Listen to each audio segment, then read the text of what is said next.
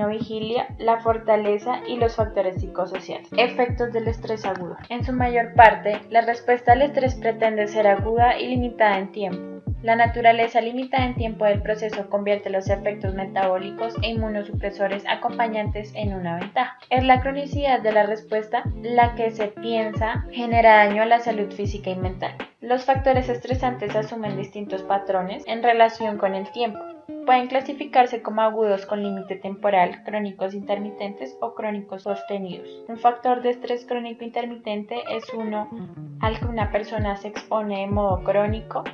La frecuencia o la cronicidad de las circunstancias a las que el cuerpo debe responder a menudo determinan la disponibilidad y eficiencia de las respuestas al estrés. La respuesta del sistema inmunitario, por ejemplo, es más rápida y eficiente en una segunda exposición a un patógeno que la primera. A pesar de esto, la exposición crónica a un factor que genera estrés puede inducir fatiga del sistema y comprometer su efectividad. Las reacciones al estrés agudo son aquellas que se relacionan con el SNA, la respuesta de lucha o huida. Las manifestaciones de la respuesta al estrés, cefalea pulsátil, piel fría y húmeda y cuello rígido, son todas parte de la respuesta aguda al estrés. En el nivel central existe facilitación de las vías neurales que median al despertar, el estado de alerta, la vigilancia, la cognición y la atención dirigida, así como una agresividad apropiada. Una respuesta aguda al estrés puede derivar de acontecimientos amenazantes, ya sean psicológicos o fisiológicos, en situaciones de traumatismo que ponen en riesgo la vida. Estas personas agudas pueden salvar la vida en el sentido de que derivan la sangre de las funciones menos esenciales a las funciones esenciales del organismo. Un incremento del estado de alerta y del desempeño cognitivo permite un procesamiento rápido de la información y el surgimiento de una solución más apropiada a la situación amenazante. Sin embargo, para las personas con habilidades de afrontamiento limitadas, como consecuencia de su salud física o mental, la respuesta aguda al estrés puede ser dañina. Tabla 9.2. Esto es válido para los individuos con cardiopatía preexistente en quienes las conductas simpáticas avasallantes que se relacionan con la respuesta al estrés pueden inducir arritmias en las personas con otros problemas crónicos de salud, como cefalea al estrés agudo que puede precipitar una recurrencia. En personas saludables, la respuesta aguda al estrés puede redirigir la atención de los comportamientos que promueven la salud, como la atención a la ingesta de alimentos apropiados y la obtención de una cantidad suficiente de sueño. Para quienes presentan problemas de salud, pueden interferir con el apego a los regímenes farmacológicos y los programas de ejercicio. En algunas situaciones, la condición de alerta aguda en realidad puede amenazar la vida al inmovilizar físicamente a la persona en condiciones en las que el movimiento pudiera evitar la catástrofe. Por ejemplo, quitarse de la trayectoria de un automóvil que se acerca con rapidez. Efectos del estrés crónico. Las respuestas al estrés están diseñadas para ser una respuesta aguda, autolimitada, en la que la activación del SNA y el eje HHS se encuentra controlada por mecanismos de retroalimentación negativa. Como ocurre con todos los sistemas de retroalimentación negativa, es posible que se presenten cambios fisiopatológicos en el sistema de respuesta al estrés. La función puede modificarse de distintas maneras, lo que incluye el momento del fallo en uno de los componentes del sistema, el momento en el que las conexiones neurales y hormonales entre los componentes del sistema presentan disfunción y el momento en el que el estímulo original para la activación del sistema se prolonga o alcanza tal magnitud que sobrepasa la capacidad del sistema para responder de manera apropiada. En estos casos, el sistema puede desarrollar actividad excesiva o insuficiente. La cronicidad y la activación excesiva de la respuesta al estrés pueden derivar de enfermedades crónicas y también contribuyen al desarrollo de problemas de salud a largo plazo.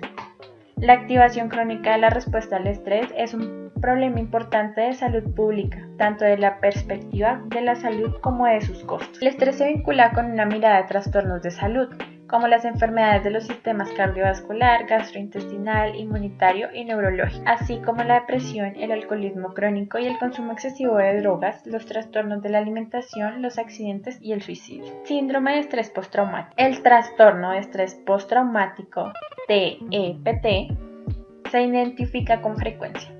Se caracteriza por una respuesta intensa al estrés secundario a la experimentación de un trauma previo.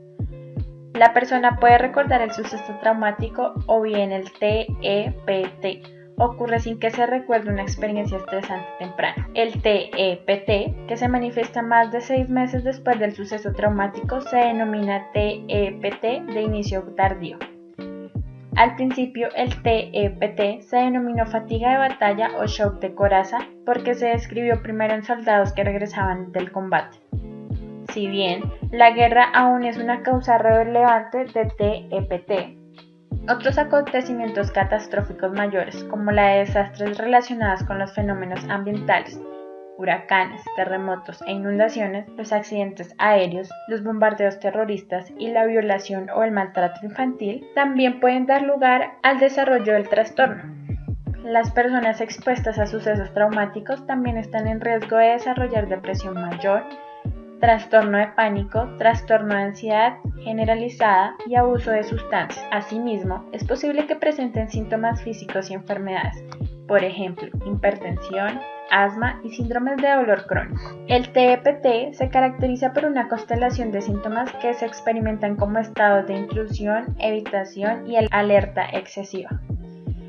Intrusión se refiere a la ocurrencia de recuerdos durante las horas de vigilia o pesadillas en la que se vuelve a vivir el suceso traumático pasado, muchas veces con detalles vividos y alarmantes. Evitación designa al embotamiento emocional que acompaña a este trastorno e interrumpe las relaciones interpersonales importantes. Puesto que una persona con TEPT no ha sido capaz de resolver los sentimientos dolorosos que se asocian con el trauma, es frecuente que la depresión forme parte del cuadro clínico. La culpa del sobreviviente también puede ser producto de situaciones traumáticas en la que el individuo sobreviviente al desastre por sus personas amadas no lo hace. Alerta excesiva. Hace referencia a la presencia de aumento de la irritabilidad, dificultad para concentrarse y exageración del reflejo de sobresalto, así como aumento de la vigilancia e inquietud acerca de la seguridad.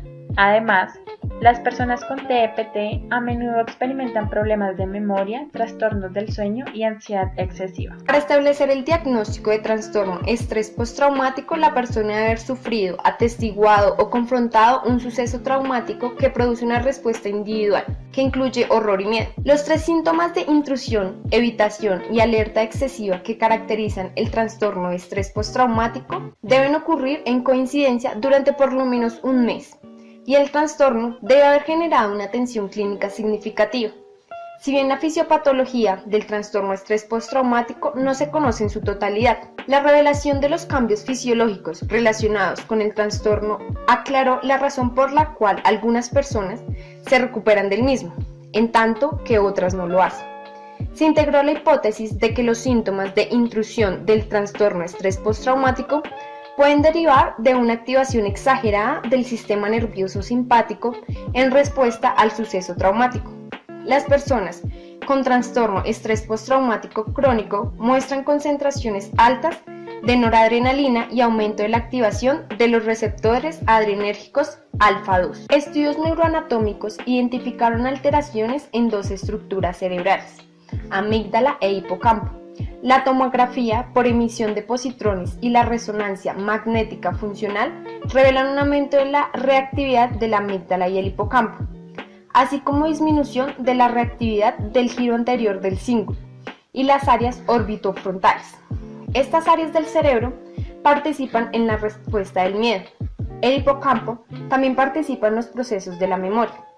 Las diferencias de la función del hipocampo y los procesos de memoria sugieren una base neuroanatómica para los problemas intensos que sufren las personas con diagnóstico de trastorno estrés postraumático. Los pacientes con trastorno estrés postraumático muestran disminución de las concentraciones de cortisol, aumento de la sensibilidad de los receptores de cortisol e incremento de la inhibición de la retroalimentación negativa de la liberación de cortisol en la prueba de supresión con dexametasona. La dexametasona es un glucocorticoide sintético que imita los efectos del cortisol e inhibe de manera directa la acción del factor liberación de corticotropina, la hormona adrenocorticotropina. La supresión excesiva de cortisol que se observa en la prueba de dexametasona sugiere que los individuos con trastorno estrés postraumático no muestran una respuesta de estrés clásica, según lo escrito por Sey, puesto que esta supresión excesiva no se ha identificado en otros trastornos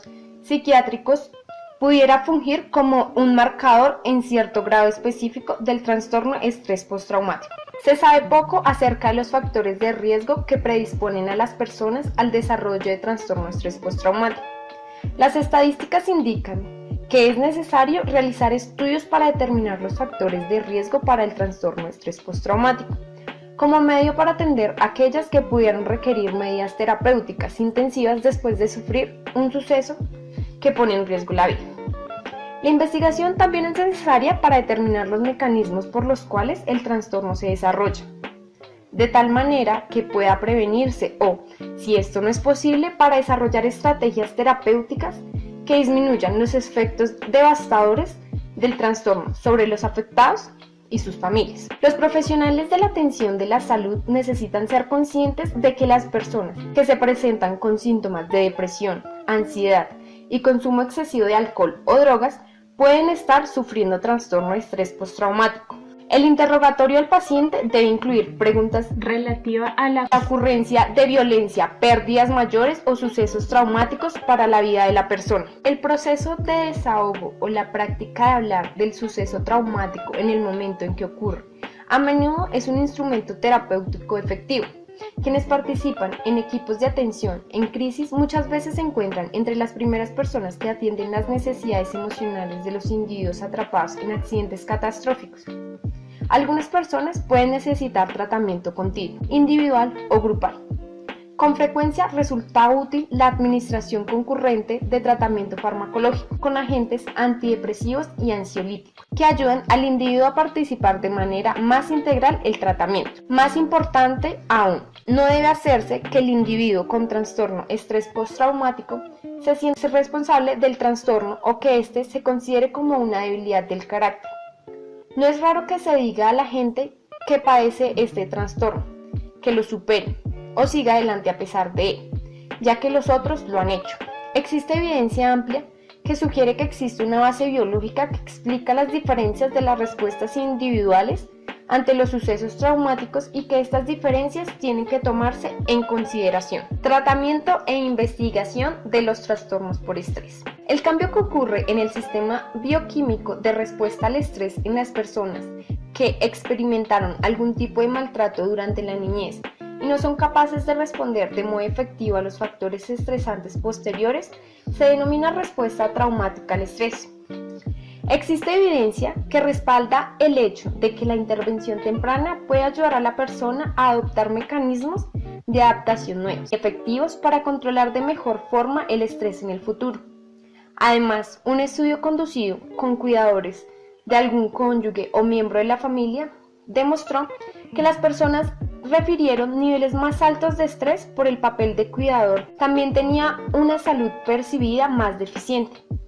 Cuando las intervenciones tempranas para el manejo de estrés se aplicaron a estos cuidadores, existieron menos conductas identificadas como negativas por los propios individuos. Varios estudios respaldan el empleo de intervención temprana para dar asistencia para el manejo de estrés. De hecho, uno de ellos describe la forma en que se condujo el desarrollo de resiliencia entre enfermeras de servicio de oncología para disminuir su desgaste. Los hallazgos del estudio revelan que el programa tuvo éxito y recomiendan que se implante para todas las enfermeras. Tratamiento. El tratamiento del estrés debe dirigirse a ayudar a las personas para que eviten comportamientos de adaptación que les imponen un riesgo para la salud y a proveerles estrategias alternativas para la reducción del estrés. Las personas que se sienten rebasadas por el número de factores estresantes a los que se han expuesto pueden recurrir al establecimiento intencional de prioridades y a la resolución de problemas. Otras estrategias no farmacológicas que se utilizan para reducir el estrés son las técnicas de relajación, la formación guiada de imágenes, la terapia con música, el masaje y la biorretroalimentación. Relajación. Las prácticas para evocar una respuesta de relajación son numerosas. Se encuentran en casi todas las culturas y se les da crédito por la inducción de una disminución generalizada de la actividad del sistema nervioso simpático y la tensión musculoesquelética. La relajación muscular progresiva es una técnica para aliviar la tensión. La tensión puede definirse desde la perspectiva fisiológica como una contracción inapropiada de las fibras musculares. La relajación muscular progresiva ha sido modificada por distintos terapeutas. Consiste en la contracción y relajación sistemáticas del grupo musculares importantes. Conforme la persona aprende a relajarse, se combinan los distintos grupos musculares. Por último, el individuo aprende a relajar grupos musculares específicos sin contraerlos antes. Formación guiada de imágenes. Es otra técnica que puede aplicarse para lograr la relajación. Un método es la visualización de escenas, en el que se solicita a la persona que se siente recargada hacia atrás, cierre los ojos y se concentre en una escena que describa el terapeuta. Siempre que es posible, se hace participar los 5 sentidos. La persona trata de observar, sentir, oír, oler y probar distintos elementos de la experiencia visual. Otros tipos de formación de imágenes incluye imaginar la apariencia de cada uno de los grupos musculares importantes y la forma en que se perciben durante la tensión y la relajación. Terapia musical. Se utiliza tanto por sus efectos, tanto fisiológicos como psicológicos. Implica el empleo de piezas específicas de música como medio para aliviar la ansiedad o el estrés, reducir el dolor, disminuir los sentimientos de soledad y aislamiento, amortiguar el ruido y facilitar la expresión de la emoción. La música suele seleccionarse con base a la preferencia del individuo y sus experiencias previas con la música. De acuerdo con el espacio, pueden utilizarse audífonos para eliminar otros ruidos distractores. La música de la radio y la televisión resulta inapropiada para la terapia musical, porque no es posible controlar la selección de las piezas que se reproducen por las interrupciones que se presentan, por ejemplo, comerciales y anuncios, y por la calidad de la recepción. Biorretroalimentación. Es una técnica en la que una persona aprende a controlar su desempeño fisiológico. Implica el monitoreo electrónico de una o más respuestas fisiológicas al estrés con la retroalimentación inmediata de la respuesta específica a la persona que se está sometiendo al tratamiento. Investigación. La investigación en torno al estrés se ha concentrado en las referencias personales de la situación de estrés y las respuestas fisiológicas al mismo. Se dispone de diversas guías para la entrevista e instrumentos escritos para cuantificar las respuestas personales al estrés y a el afrontamiento en los adultos. La medición de signos vitales, hormona adrenocorticotrópica, glucocorticoides, cortisol y concentraciones de glucosa, así como de parámetros inmunitarios. Forma parte de los estudios de investigación actuales relacionados con el estrés. Personas con enfermedad crítica y que estaban conectadas a ventiladores que fueron asignadas para escuchar música o mantenerse como controles, se estudiaron en relación con sus signos vitales y sus niveles de sedación. Escala de sedación de Ramsay. Todas estaban medicadas con un mismo sedante y con la misma dosis basada en el peso. El grupo experimental, los individuos que escucharon música, tuvo niveles más altos de sedación según lo revelado por las calificaciones de Ramsay, más altas que el grupo control, aunque no se observó diferencia en cuanto a los signos vitales. Se consideró que el mantenimiento de mayores niveles de sedación, de acuerdo con la escala de sedación de Ramsay, existía un resultado positivo para la prevención del estrés. Un estudio conducido en mujeres de Puerto Rico que vivían en Estados Unidos demostró que muchas experimentaban estrés, que se evidenciaba por el incremento de la frecuencia respiratoria, la frecuencia cardíaca y la presión arterial. Estas mujeres tuvieron una posibilidad estadística significantemente más alta de desarrollar enfermedad cardiovascular, artritis, obesidad de tipo abdominal, hipertensión y diabetes mellitus de forma posterior. La evidencia de otro estudio ilustra que las mujeres ecuatorianas con estrés intenso están desarrollando lupus eritematoso sistémico, que es trastorno autoinmunitario que genera la inflamación sistémica. La investigación que intenta establecer un vínculo entre las personas al estrés y la enfermedad debe interpretarse con cautela a la causa de la influencia las diferencias individuales tienen sobre el modo en que la gente responde al estrés. No todas las personas que experimentan sucesos estresantes en la vida desarrollan alguna enfermedad. La evidencia de la existencia de un vínculo entre el sistema de respuesta al estrés y el desarrollo de un trastorno en individuos susceptibles es sugestiva. pero no concluyente. No existe algún estudio que haya definido una relación causa-efecto directa entre la respuesta al estrés y el desarrollo de enfermedad. Por ejemplo, la enfermedad depresiva muchas veces se vincula con aumento tanto de las concentraciones de cortisol en plasma como factor liberador de corticotropina en el líquido cefalorraquídeo. La pregunta que deriva de esto es si este aumento de cortisol plasmático es causa o efecto en relación con el estado depresivo. Si bien los profesionales de atención de la salud aún cuestionan la función de los factores estresantes y las habilidades de afrontamiento en la patogénesis de las condiciones patológicas, es necesario resistirse a la tentación de sugerir que cualquier enfermedad se debe al estrés excesivo o a la existencia de habilidades de afrontamiento deficientes. En resumen, el estrés por sí mismo no es negativo o deletérea para la salud. La respuesta al estrés está diseñada para tener un límite temporal y ser protectora. Pero en situaciones en que la activación de la respuesta es prolongada como consecuencia de la presencia de factores de estrés excesivos o crónicos, podría ocasionar daño a la salud. El trastorno de estrés postraumático es un ejemplo de activación crónica de la respuesta al estrés, que se deriva de la experimentación de un trauma intenso. En este trastorno, la memoria del suceso traumático parece intensificarse. Los recuerdos del suceso se acompañan de una activación intensa del sistema neuroendocrino. El tratamiento del estrés debe dirigirse a ayudar a las personas a evitar comportamientos de afrontamiento que afecten en sentido adverso su salud y proveerlas con otras estrategias para reducir el estrés. Las técnicas no farmacológicas usadas para el manejo del estrés incluyen las que producen relajación, la formación guiada de imágenes, la terapia con música, las técnicas de masaje y la biorretroalimentación. La investigación en torno al estrés se ha concentrado en las referencias personales de la situación de estrés y las respuestas fisiológicas al mismo. Se dispone de distintas guías para entrevista e instrumentos escritos para cuantificar las respuestas personales a los factores estresantes agudos y crónicos. Entre los métodos que se utilizan para el estudio de las manifestaciones fisiológicas de la respuesta al estrés se encuentran el registro electrocardiográfico de la frecuencia cardíaca, cuantificación de la presión arterial, la medición de la resistencia eléctrica de la piel relacionada con la sudoración y los análisis bioquímicos para medir las concentraciones hormonales.